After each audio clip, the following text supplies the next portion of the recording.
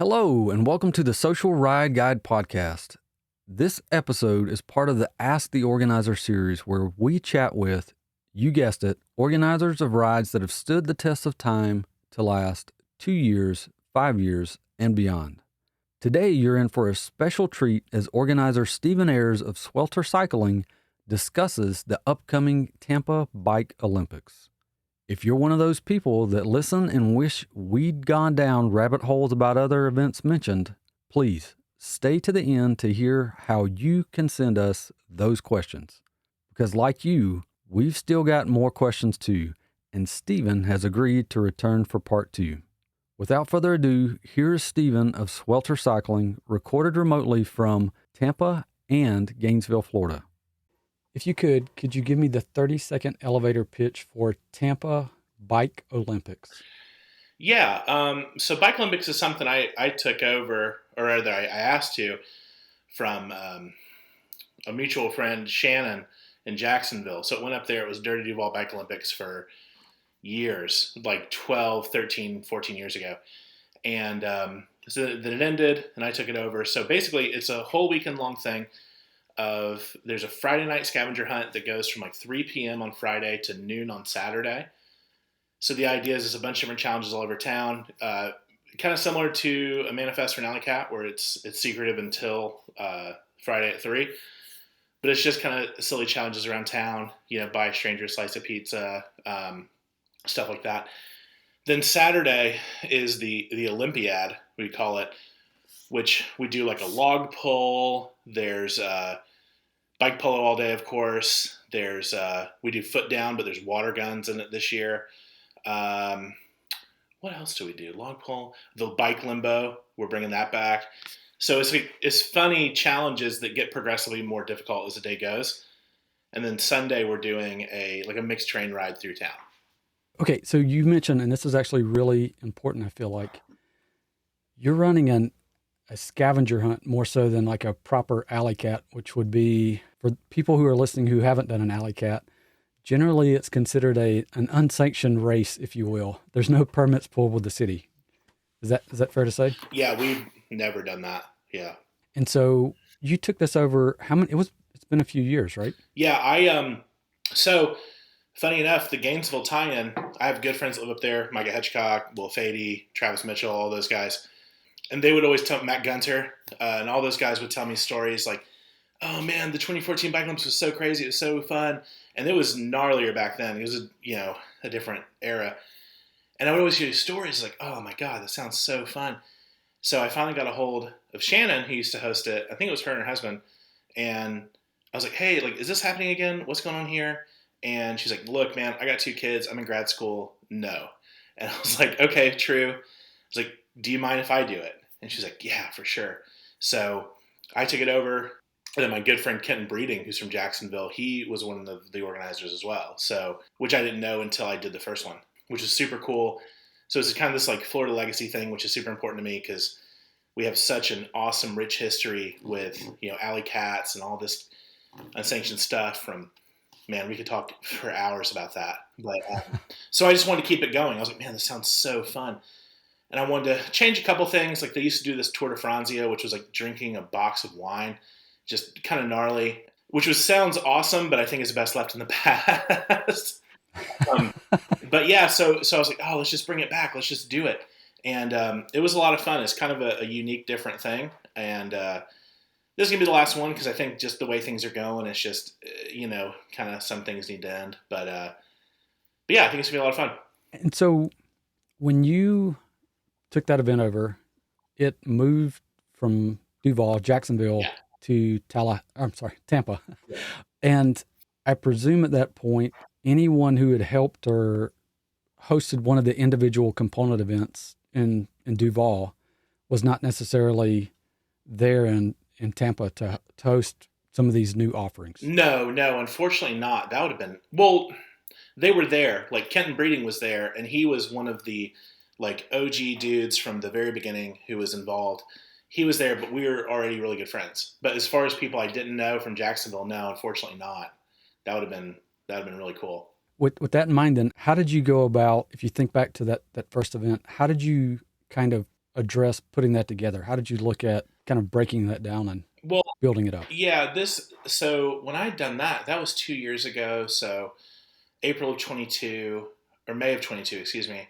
And I'd already done a number of alley cats, and I think I'd done the first swap meet by that point, and a couple crits, and just smaller one-off stuff like that. So I always, if you remember the All-City Championship that used to be in Minneapolis, I think it's back this year.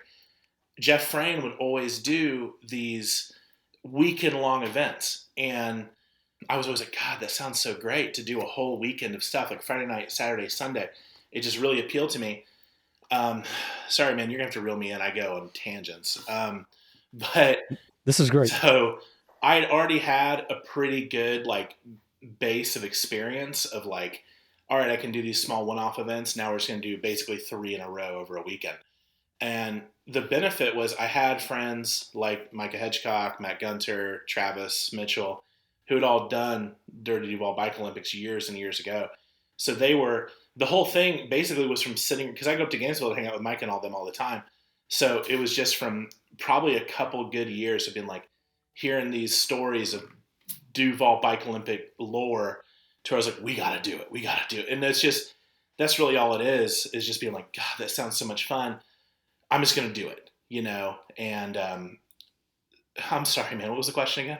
Yeah. How did you break down and then build up the individual components of the new event in Tampa? So yeah, it was just a matter of just writing it all out. For me, I do a lot of lists. So I was like, all right, well, Friday, we're going to do the scavenger hunt, and I got a whole list here. Cool. And then just thinking about that. And then Saturday, it was the same thing. Like, okay, we got these 3 Olympic challenges. We're just going to do that Saturday.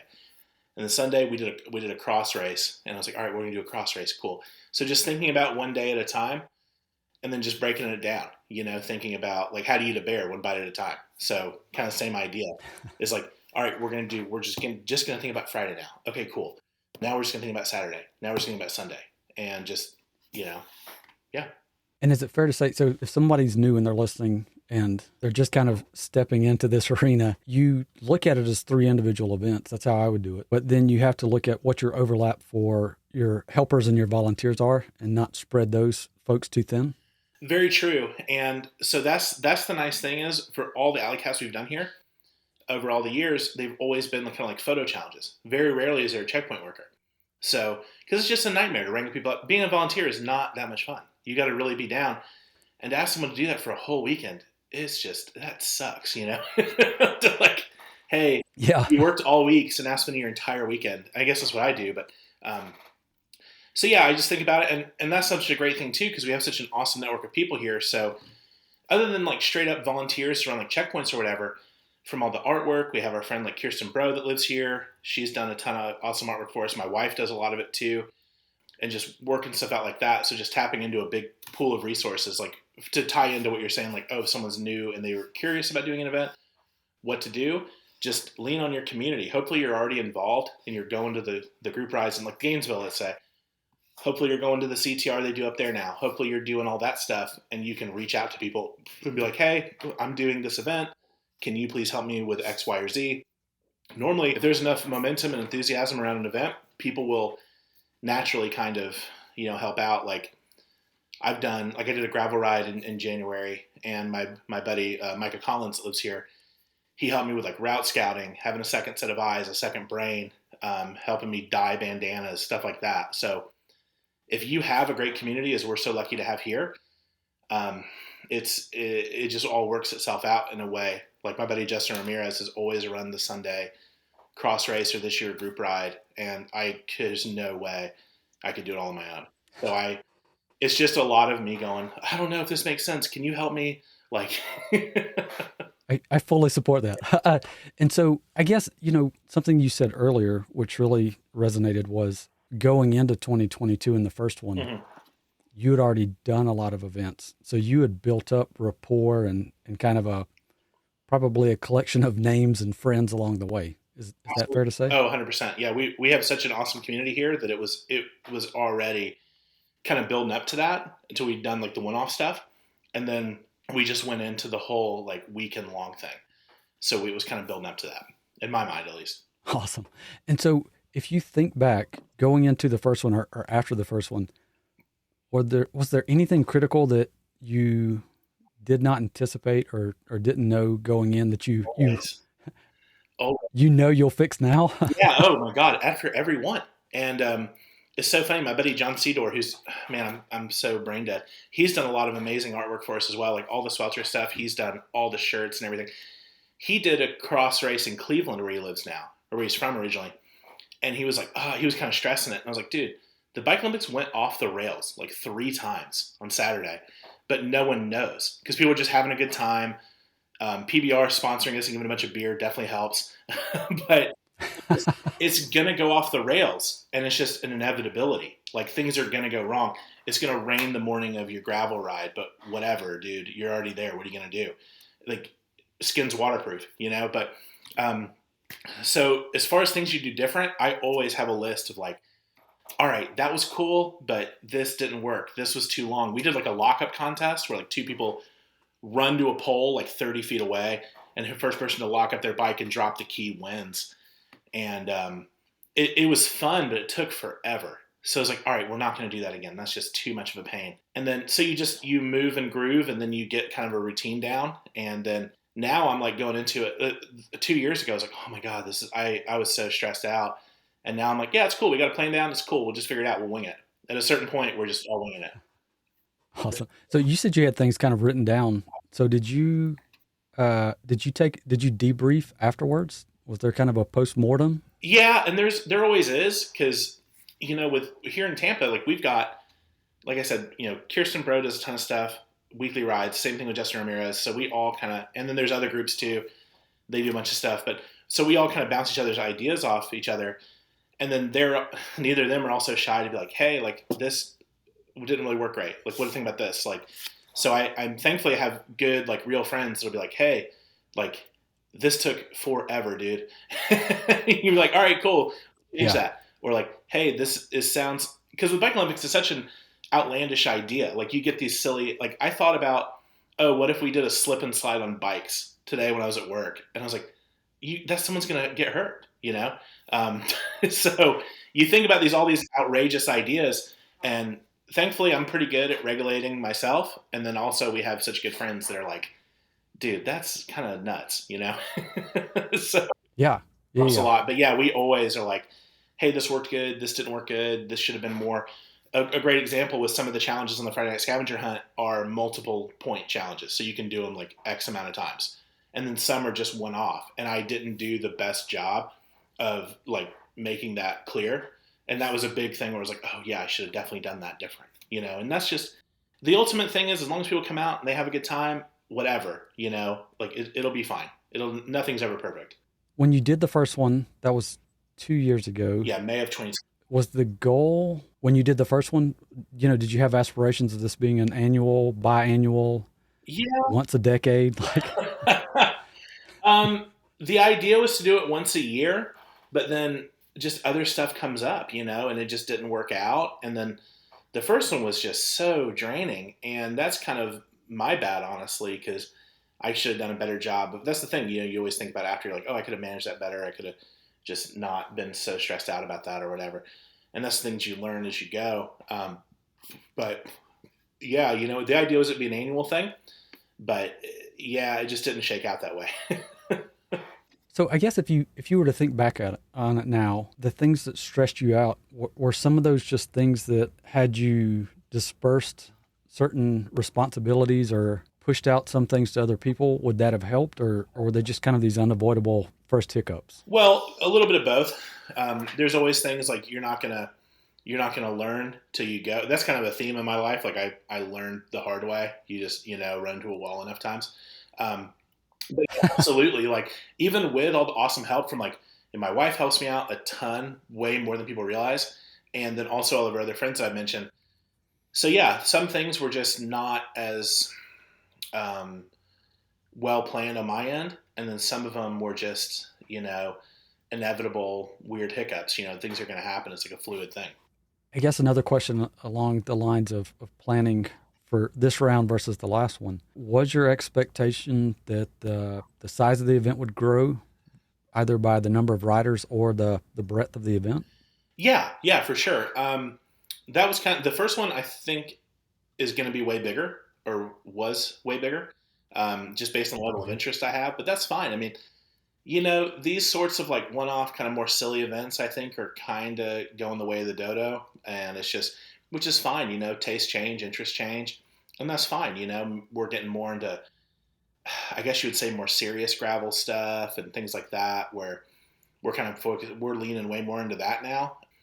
But yeah, the idea is you get, just like a lot of the legacy rides up there, like Tour de Gainesville or whatever, it's been going for like 20 years now, and you just have this huge following of people. So yeah, the idea is it grows every year and more people get into it. More people from out of town will say like, oh man, you got to come down to Tampa for this crazy event they do, that kind of thing. So yeah, the idea is to always grow it and get more people involved. That's the name of the game, really, is just to bring people together. Um, but yeah, things ebb and flow. Like we've thrown like a one-off alley cat that I thought was going to be big, and we've had like 12 people race. Yeah, that happens with weekly rides too. Sure, yeah. Oh man, the weather's great. We're gonna have 30 people out here, and you're like, where are these people we knew were gonna race? But people have lives, and we're all getting older now, and things change and progress, and we're just gonna change and progress with them. Yeah, for sure. So I guess the next question would be, if you think back, are there things that you wish that the community would do or knew to do that could help the event? Man, that's a great question. Are there things that the community could do? I mean, no, because our community is such a solid group of people, and now it's really exciting because there's so many, not newer people, but people that are in our friend group are really, they're getting psyched and they're doing stuff. Like my buddy Fernando Lopez is doing like crit races now. Our friend Janelle is doing like one-off like hot dog rides and stuff, which are super cool. So there's a lot of, yeah, it's awesome. So there's a lot of that stuff going on. So we're not lacking or wanting in community in any way. And people just a lot of times are really down to join and participate and contribute and have a good time. So I think we're maybe an anomaly in that regard, because Tampa's always had such a great, man, I don't know if I can answer you, because we've always been so lucky to have such an amazing community with, alley cats going back 10 plus years ago and all this other stuff. So the base was already established by these super OG people that were already seriously involved in riding and racing and all that stuff before I even bought a bike as an adult 10 years ago, So that's nice. Yeah, I'm not the person to answer that. No, that's a great answer. With that in mind, you already have this built-in community. So getting local riders is kind of, I would assume, to some degree understood, but how do you develop, market, and get people to the ride? Because I think the first one, you guys had someone from New Orleans, even. Maybe. Yeah. California. Well, Gunter counts because he moved to California, but so I'm glad you asked, man. Yeah, and that's the thing. I forget who said it, but there's that saying: the best way to make a friend is to be a friend.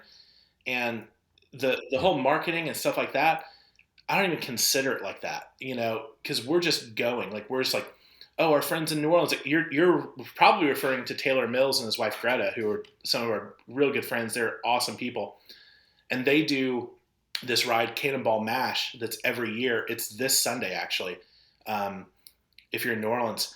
But yeah, like, we were just all about like, hell yeah, let's go to Atlanta and do this race with our friends, with like the Spindle or like Froggy and a Fote up there. Like, we're going to go here, we're going to go there. Let's go to Miami and hang out with these dudes. Let's get out. And that way you create this kind of network of people where we've got friends kind of all over now, to where if we do something big, I just always hype it up. And I'm like, a big thing too is giving people a lot of notice. But to not go too off on another tangent, is just be down. Like, treat others how you would want to be treated. Like, you can't really sit here and be like, man, this sucks. No one's coming for my ride from out of town. When was the last time you went to one of their rides? Like, when was the last time you went to an alley cat somewhere else? And it's tough because people have jobs, people have lives, whatever. But yeah, that's the best way to market, is just to go out and be around, hang out, be a friend. Don't be too overbearing. Don't always be trying to sell someone. And I'm in sales for a living, so it's tough for me. But Like, just be down, hang out, have a good time. Just, the best way to make a friend is to be a friend. And then when the time comes for the, I don't know, return the favor, they're hopefully going to be down to come and hang out with you. Karma. I love it. You mentioned sales. So this isn't your primary job, we'll say. Uh, so No. how do you, you're like, I wish. My buddy Kevin Shudd asked me that. And I was like, no, dude, I'm an insurance agent. That would be awesome. But I'm sorry, Joe. I didn't mean to cut you off. No. That's great. That's great. I feel the same way. So how do you do, because you have Swelter Cycling and this, I guess, runs through that. Yeah. Do you work on like getting sponsorships and marketing the event and like is there somewhere where it's a clean book and it's not just all your money? You know what I mean? Yeah, and that's always a goal. I always strive to break even. So I don't know how good of a job I do at that, but I think I do. And, as far as like the sponsors and stuff like that, yeah, we've had a lot of really good luck. And that ties back into going out and talking to people and not just being some person on the internet DMing you like, hey, please send me like, it's a lot easier to like, so we got a PBR sponsorship through my friend Kimmery that works for them. And that's because we're friends in real life and I'm not just some dude on the internet responding with fire emojis to their stories, So as far as like sponsorship, things like that, those are awesome. And it's a direct tie into your last question as far as like just being out knowing people. And they are crucial to, helping us not spend a ton of money on doing this stuff. Yeah, because I feel like what I've experienced and what I've seen is if you can at least break even, it's easier to feel good about doing another one. For sure, yeah, and that's the thing. So the goal is to break even financially because if you think about your time, you're never going to break even. But whatever, like you can't think like that. You have to think like and it's a certain personality type that is into doing this. I was joking. I was like, you got to be kind of a people pleaser, like you got to just want to do, you have to have that certain personality and not everyone's like that. And that's great because we all, different strokes. But yeah, these sponsors, man, like we have a lot of great relationships and we have for years that are always, so on board with helping us. Like my buddy Andrew Schneider from New Jersey, he runs Party Size Cycling. He came to the first one. We never met. He was just a dude on the internet and he was like, I'm going to fly down. And I was like, all right, yeah. And my buddy John I mentioned was like, do you know this dude? I was like, no, we're just like Instagram buddies. And he was like, he's like another big dude that rides. He kills it. He just did Mid-South and like he's the best dude. And he was like, he's got a kid. He's got like a pretty young kid. He's like, I can't do it. I'm going to send some prizes. So again, it just ties back into that like real relationship. Like we're buddies. Like, if I go up there, I'm trying to hang out with them. And a bunch of other people too, man, from within our community and then getting out and, kind of getting other people psyched on what we're doing too. Yeah. Awesome. Yeah, that's so true. So I guess if I could flip back to some of the marketing and some of the operational stuff a little bit, do you have, when you start to plan something like this out, either, this big one 2 weeks from now or some of the others, do you kind of have any templates or checklist or, are there just some standard, I was an ops guy, so it's like really regimented. Let's hit these bullets and then we'll worry about the fluff. Yeah, I always have lists. Like I have little notebooks and on my phone I'll use the notes and all that stuff and I'll be like, all right, here's my to-do list. Here's my ideas of like the challenges for Saturday. Here's the scavenger hunt plan. Like I'll have all that stuff written out and then, yeah, so I keep notes of everything and then and I'll still forget stuff, of course, as we all do. But yeah, just trying to be as organized as possible, making lists, having things laid out, having things organized in a way that makes sense to you, and just like kind of knowing how your brain works is the best thing. And just going from there, Yeah, awesome.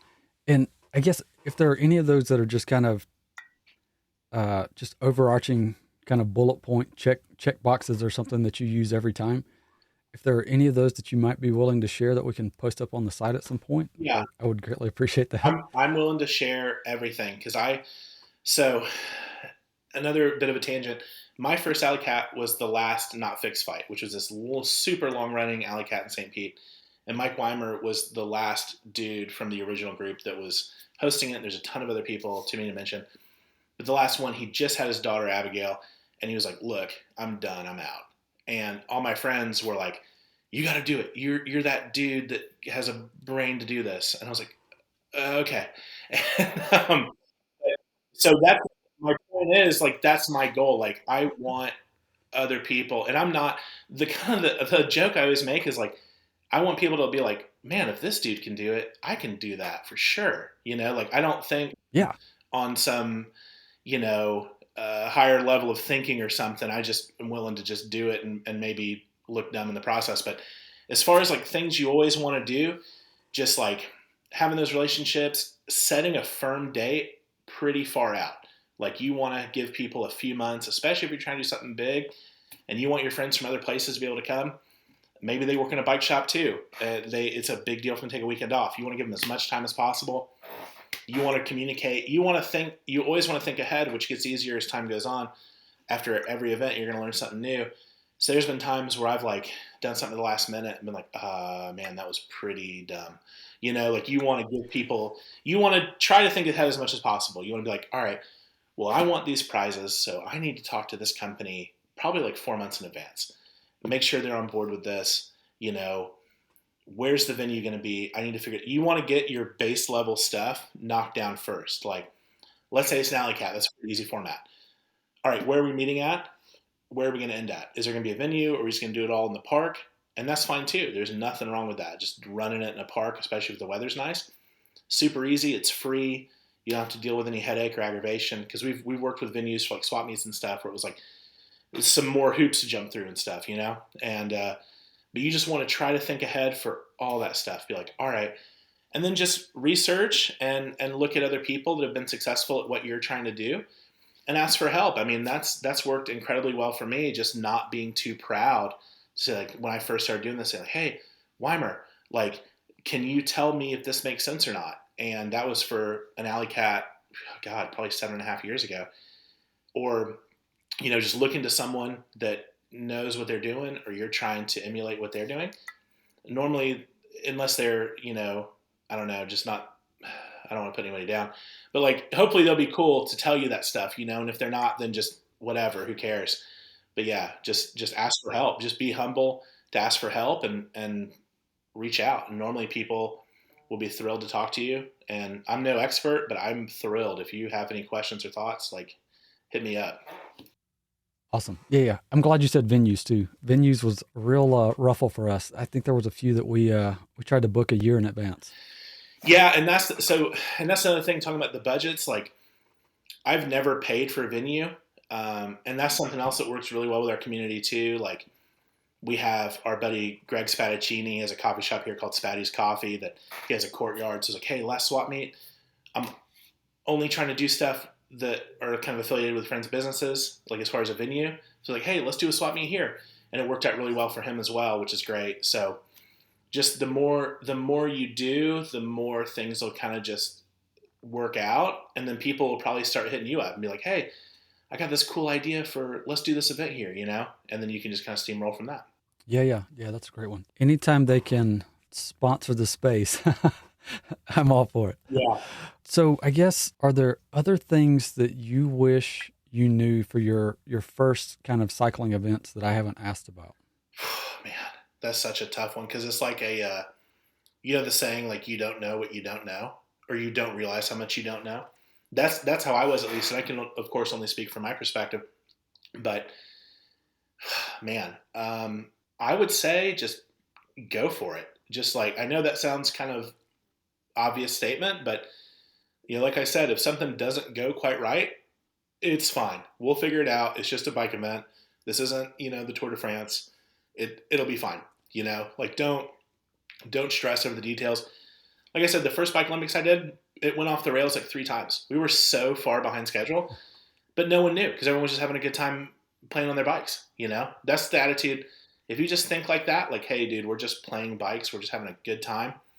Like, whatever. Normally, most everyone that's going to come to this type of an event, be it an alley cat, be it, I mean, Bike Olympics is kind of a weird anomaly, but any of those kind of not super serious events, they're not going to be, you're not going to have someone that's going to be like up in arms about the race starting 5 minutes late or something, you know? Hopefully. Well, I mean, it's about socializing.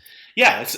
I never think, like, I always, of course, keep records of like, oh, who won this race? Actually, Justin's incredible at that. He has a photographic memory of like, this was top 5 from this Christmas alley cat he did 5 years ago. He'll remember all that stuff where I'm like, dang, who won the first alley cat I did? You know, like, I'm just, was I at that one? yeah, it's like, no, I remember, when was that again? But yeah, it's a lot of fun, and just the idea is to bring people together, man. And we've seen so many, like, you know, awesome people that are in our community, our greater community and these are homies from Atlanta, New Orleans, Miami, or whatever, and they've gone out to meet other friends, and they've all hit it off, and it's just been the coolest thing to see. That's what I really enjoy, is just bringing people together. Nice. And, yeah. If there were one new cycling event that you could see in Tampa, if you could just Thanos your fingers, what would that be?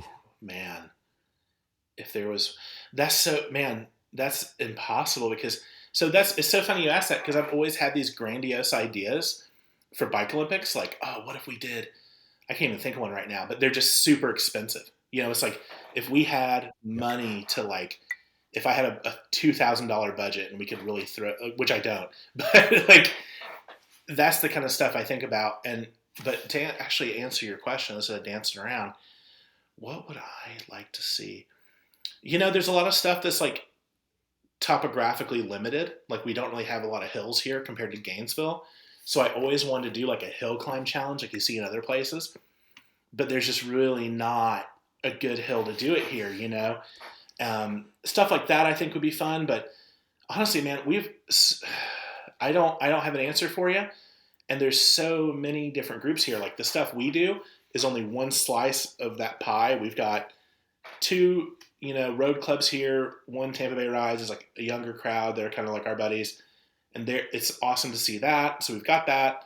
We've got the mountain bike club. So we've got so much going on that I've never even seriously considered, like, well, what else could we have here that's not, you know, here, you know? Well, and you know, you actually touched on something really important that some of us dream of, no hills. But, you know, when you think about start and stop locations for like the events next weekend, yeah, how important are your start and stop locations? And I think you mentioned at one point, you know, you use friends' locations for venues and things like that. Yeah. What are the determining factors? Just that, you know, like the hub downtown, our buddy Charles Fox is one of the owners there. He's awesome. Him and his girlfriend Jordan are the coolest people. So to get like a PBR sponsorship, you have to work through a bar. And they're always so supportive of, like, hey, we got you, no problem.